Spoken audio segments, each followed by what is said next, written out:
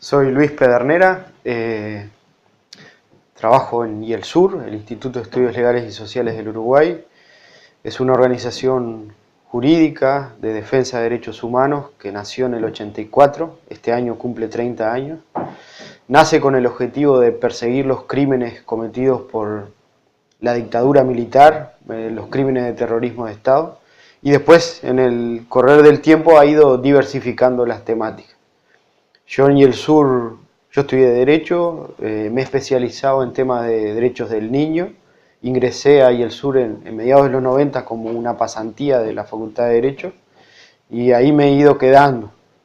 He tenido buenos profesores y buenos compañeros de trabajo que me han ayudado en la cuestión del trabajo y la militancia por los derechos del niño, al punto de que hoy puedo decir que soy un niñólogo, entre comillas, y bueno, lo que hacemos es hacer que el derecho se vuelva en una herramienta accesible a los sectores que menos pueden, que menos conocen y que menos acceso tienen a temas como la justicia, el reclamo de sus derechos, el conocer sus derechos, ¿no? Nosotros somos 12 personas más o menos, la mayoría trabaja aquí de manera militante.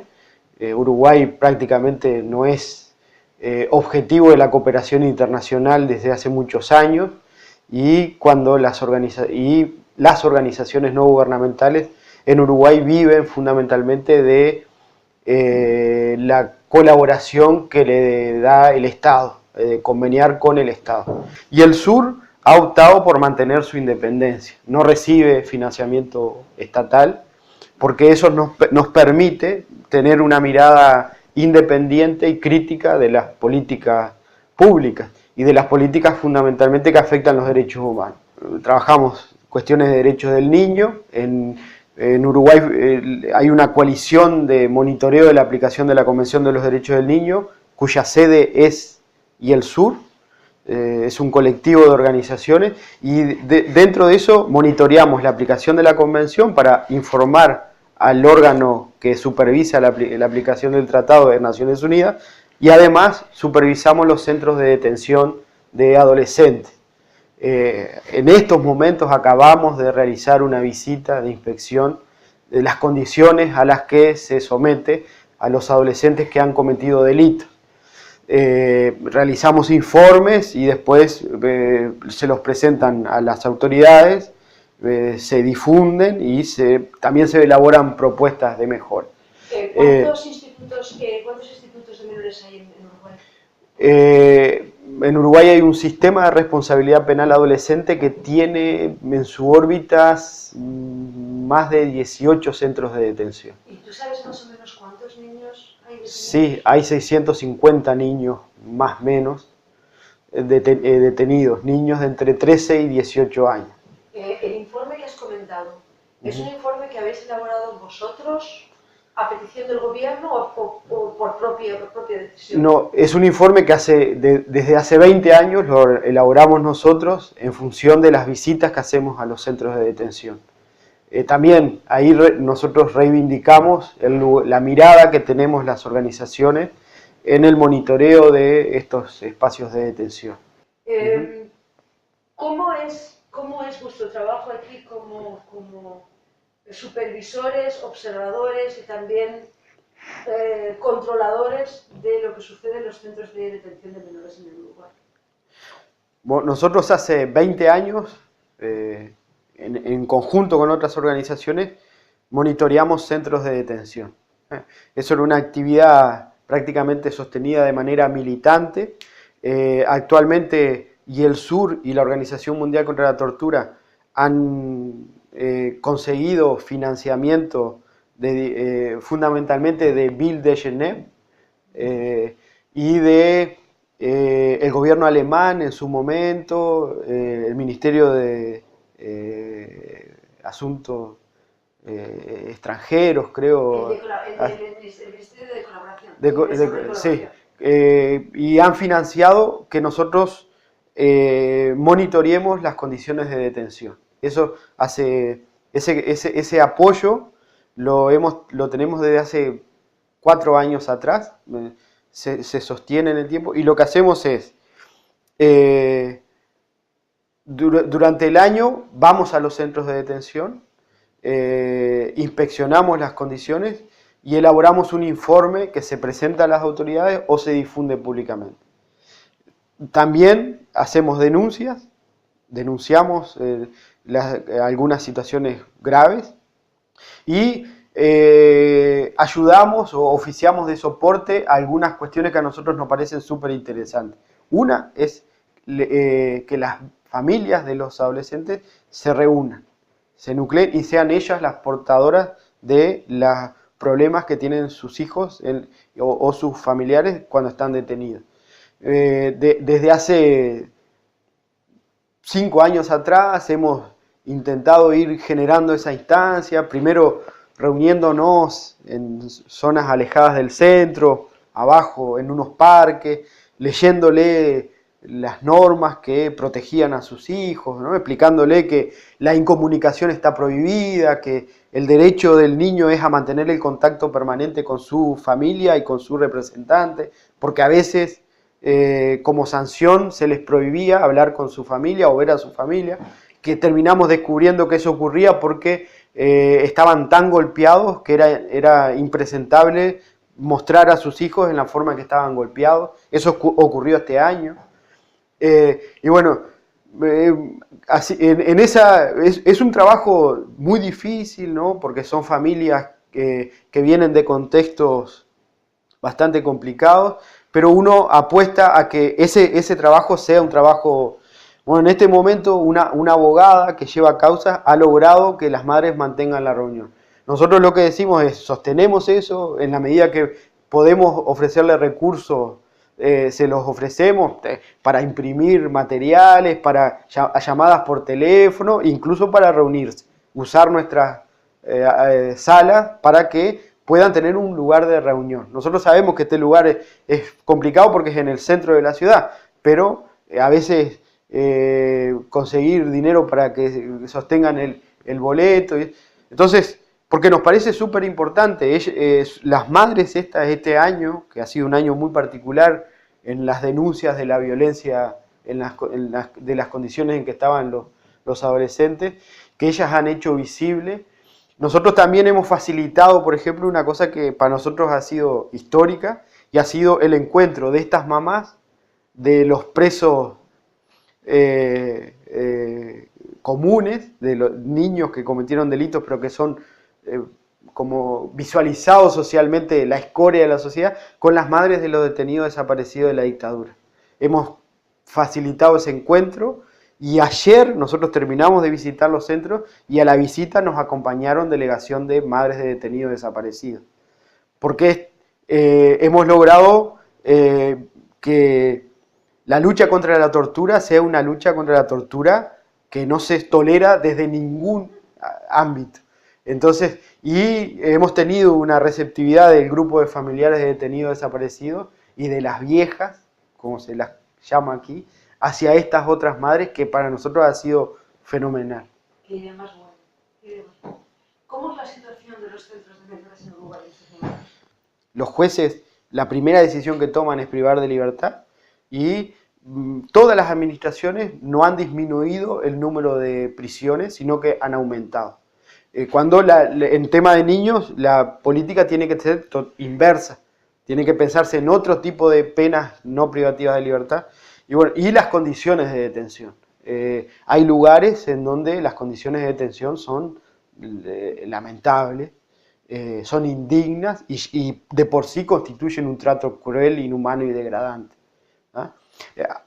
Con el plus de que en estos últimos 2 años se recrudecieron los episodios de tortura. Nosotros hemos, a partir del movimiento de las madres, de las denuncias de la Institución Nacional de Derechos Humanos, que fue un escándalo. Hoy hay un fiscal que ha pedido el procesamiento de 7 funcionarios por tortura. Nosotros estamos esperando, porque hace un año que viene ese proceso judicial y hasta ahora ninguna persona ha resultado presa, o detenida o condenada por ese delito. Cuando la conducta frente a un adolescente que comete un delito es prácticamente instantánea de condenarlo y mandarlo a esas detenciones. Parecería que en Uruguay la sensibilidad de que la tortura es tan delito como el adolescente y es más grave que un delito de un adolescente que roba, bueno, esa sensibilidad en Uruguay todavía no la hemos desarrollado. Y eso es muy grave para la conformación cultural de nuestro país, ¿no? Los más chicos siguen siendo los que están peor, siguen siendo los más pobres, a pesar de que Uruguay ha mejorado sus datos socioeconómicos. Su nivel de desempleo es histórico, 6%, 7%, pero los niños siguen siendo el 30% de la población pobre, menores de 6 años, y siguen siendo los más criminalizados. La policía sigue deteniendo en el entorno de los 15.000 a 20.000 niños por su aspecto. Y además tenemos una campaña de los sectores más conservadores que quieren que a los de 16 y 18 años se los juzgue y se los pene por jueces de adultos. Creo que en Uruguay hay una cosa, somos poquitos y podemos, uno piensa propositivamente de que tenemos condiciones para revertir esta forma. Y fundamentalmente para revertir a la forma en cómo tratamos a las generaciones más jóvenes. Y creo que ahí es donde reside una de las principales batallas. Es decir, cómo tratamos a los que van a venir detrás nuestro.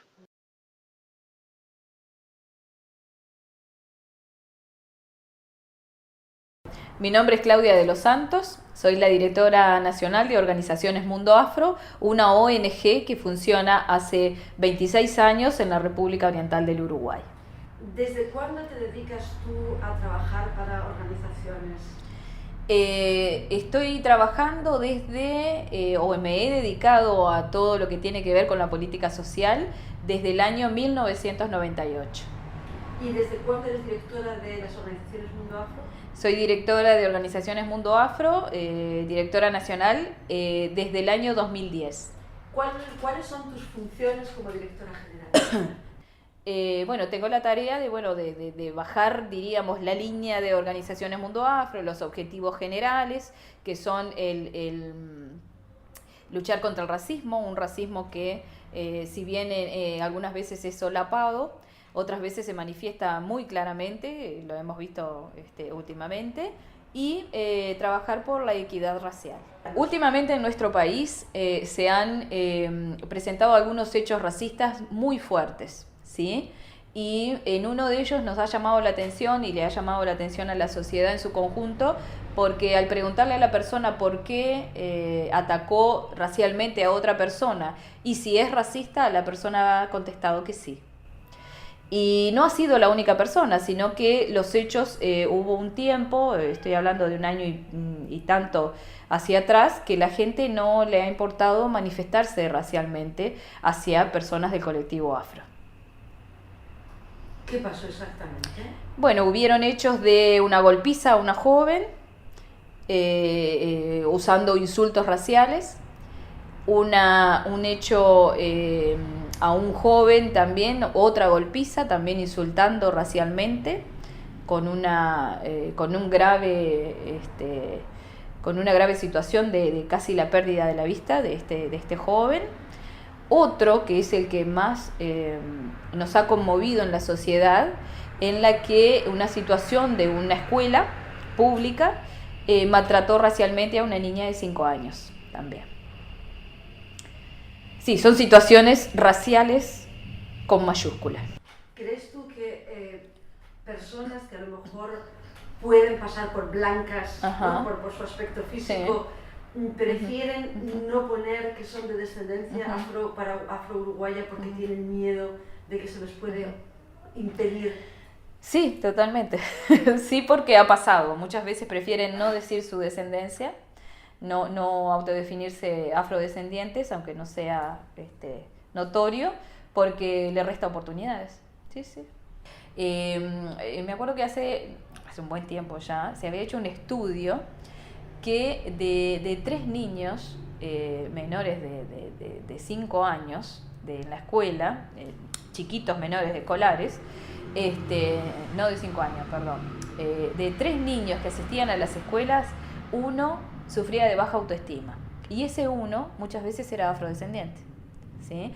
Entonces, si tú empezás desde la escuela con baja autoestima, que no tienes un proyecto, un modelo a seguir, porque siempre en las escuelas te muestran que los afrodescendientes, o hablemos bien, porque el término afrodescendiente lo empezamos a hablar desde un tiempo a esta parte, desde la Conferencia Mundial contra el Racismo, en el año 2001, para atrás éramos negros. Entonces, si a ti, en todo tu periodo escolar, te muestran modelos de que los negros que habían en nuestra historia eran los que limpiaban, eran los que te abrían la puerta en el banco, eran los que hacían los peores trabajos, nunca quieres llegar a hacer eso. No querés nunca llegar a ser grande para hacer eso, ¿sí? Entonces esa baja autoestima se seguía desarrollando sin que hubiera algún parate para decir, bueno, ¿cómo cambiamos esta situación? ¿No? El tema de la formación es muy importante, por eso digo, el tema de la formación en la casa, en la familia, y el tema de la formación trasladada también a la escuela, el tema de la historia de cada uno de los colectivos, tiene que ser trasladado a las escuelas para que el niño se sienta cómodo cuando se empiece a relacionar con otros niños que no son iguales a él. Yo sé que hay muchas cosas todavía por hacer, pero si miramos un poco hacia el futuro, ¿qué crees tú que se debería o que debería mejorar en los próximos 10 años? ¿Cuáles serían, si tú dijeras, bueno, a mí me gustaría que en 10 años hubiéramos alcanzado esto? ¿Qué dirías? Y bueno, a mí me contentaría muchísimo el que todos los jóvenes nuestros tengan las mismas oportunidades que tienen todos los jóvenes de nuestra sociedad, ¿sí? Que tengan la oportunidad del acceso, ¿sí? No de que tengan que, no solo al estudio, sino también a lo laboral.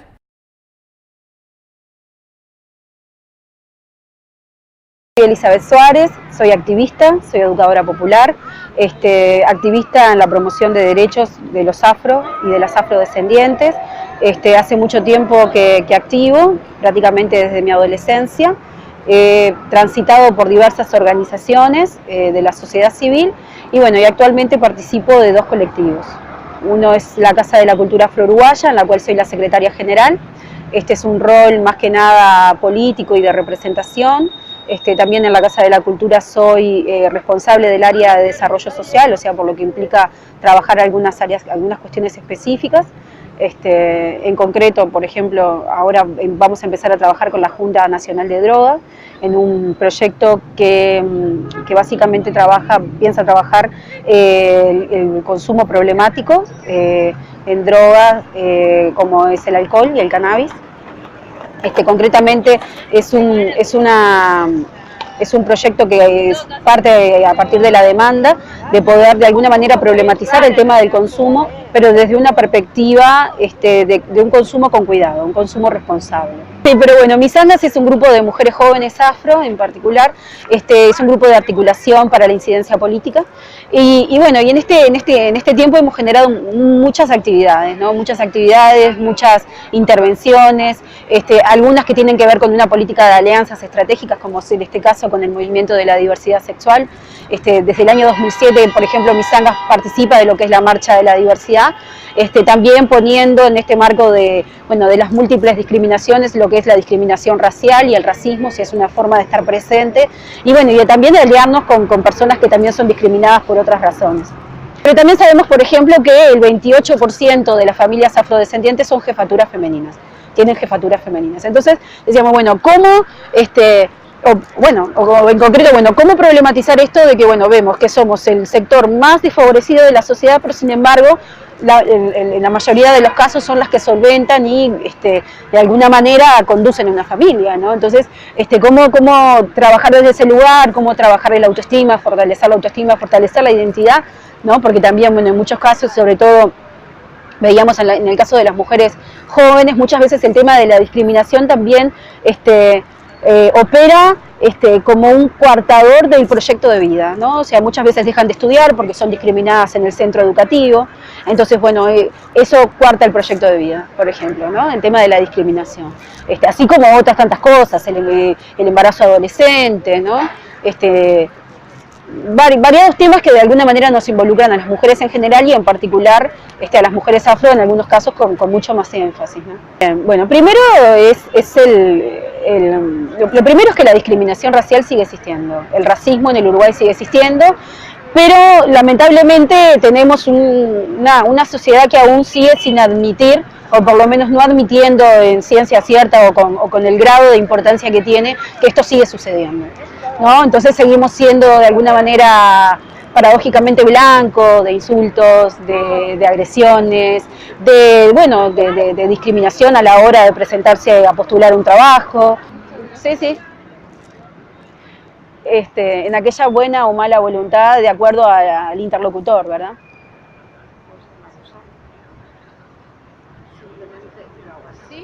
Sí, no te preocupes, yo me pongo. Exactamente. Acaba con tus deseos. Y mis deseos, bueno, son muchos, pero en principio una sociedad más justa, ¿no? Una sociedad que dé realmente oportunidades para que la población afro, así como otros sectores desfavorecidos, puedan realmente equilibrar, ¿no? En el caso de la población afro, yo creo que va a llevar mucho tiempo, porque son siglos de desventaja social. El deseo es tener una sociedad más justa, el deseo es que la situación de discriminación racial vaya mermando, ¿no? Es muy duro ser discriminado por tu condición racial.